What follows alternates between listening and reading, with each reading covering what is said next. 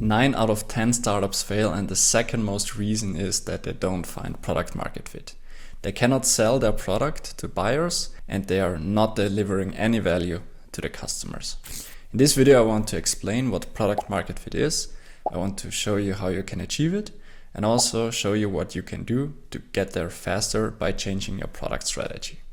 Let's go into it. Alright, so what is product market fit? In the startup world, it's quite common that we want to build a cool product, but in the end we don't really find a market for it. We don't find someone who sees value in our product. On the other way around, there might be a market, but the competition is just so much better that you can't find any sellers. So the main 2 points of product market fit are that you are able to sell it to customers consistently and you are able to consistently deliver value to your customers.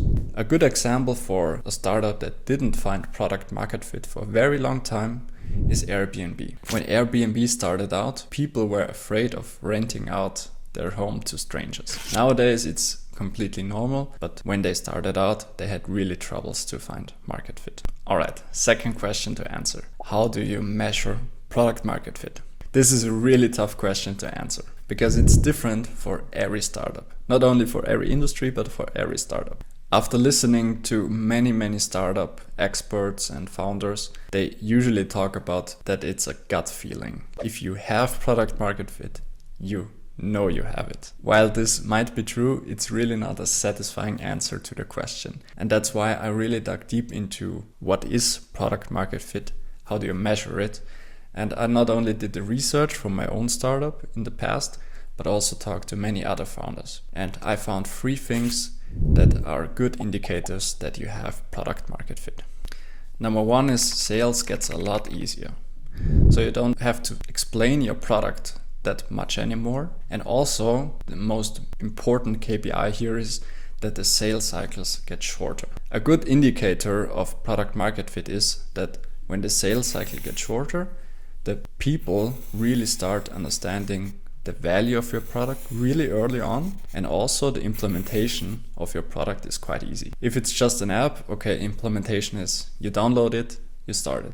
But for like enterprise customers, sometimes it's not that easy to implement a product. The second indicator of product market fit is that you start making some serious money. This is especially true for B2B, because usually you have like a free trial or a POC with your customers where they don't pay any money up front, but you have to show them value. And at one point, they have to renew their contract or actually start paying money. And yes, a lot of people will churn at this point, but the closer you get to market fit, more and more people will start actually renewing the contract and start paying money. And this you really see in your income statement when just more and more money comes in from product users. The third and best indicator of product market fit is that people start talking about your product. The best thing that can happen to you is if someone starts talking about your product and recommends it on social media or recommends it to their colleagues. And this is especially helpful because usually they use their own words to describe your product, which helps you identify what actually matters to them. So these are the 3 indicators for a product market fit. If you really want to have concrete numbers, I also wrote a Medium article about this, where you have the exact metrics you need to hit. I will link it down below. You need to focus on 3 things to reduce the time to product market fit and avoid failing before you run out of money. The first thing is ship every 2 weeks. I know this sounds hard, but this is really crucial for your product success. You need to ship fast and fail fast. The faster you can provide value to the customer, the faster you learn from them. And also it's easier for the customer to use your product because they know something will change and the feature they're looking for will get there eventually. I know this sounds really hard, shipping something every 2 weeks, but it forces you to think into value providing and not think in features, because providing value can be as easy as adding a contact button somewhere in your app. That's it. The second thing you have to do is to reduce your POC time. This is something that is especially interesting for enterprise customers because it's quite common that you run a POC with them first, which sometimes can take from 6 months to like a year, and you really want to reduce this time.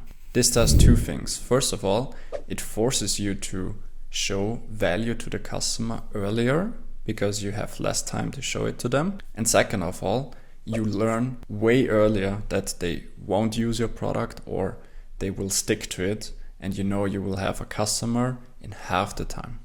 And the third thing is stop avoiding waste. Yes, I know everyone wants to build the perfect backend, want to build the perfect customer interface, make sure the app is scalable for millions of users from the get-go. But this really takes a lot of time and effort, and this effort should be focused more on the values we can provide for the customers. I know this is really tough because I like to build everything perfectly as well, but you really need to make sure you're not running out of money and focusing on making money first. To summarize this, it's really ship fast, fail fast. That's the only thing you can do as a startup. Because the one benefit you have over like giants of Microsoft, Apple and everything, you are really moving fast. If there's a new opportunity coming up, you will get there way faster than Microsoft, even though they have like best people, but it takes them a lot of time to move. Imagine like a small ship that wants to turn around. If you're just like a boat, you just turn around. But if you're like a giant ship, it takes them a very long time to move to another direction. That's your main benefit. That's why you need to ship fast and fail fast. So I hope this video provides some value to you. I know there's so much more about product market fit that there is to talk about, but I just couldn't fit it into the video. So if there's any question you have, just let me know either via email, just reach out to me, or down in the comment. Obviously, there's so much more to product market fit than I talked about today, which I just couldn't fit into the video. If you have any questions, just let me down below or send me an email. I will also drop it below the video. So thanks for listening and see you next time.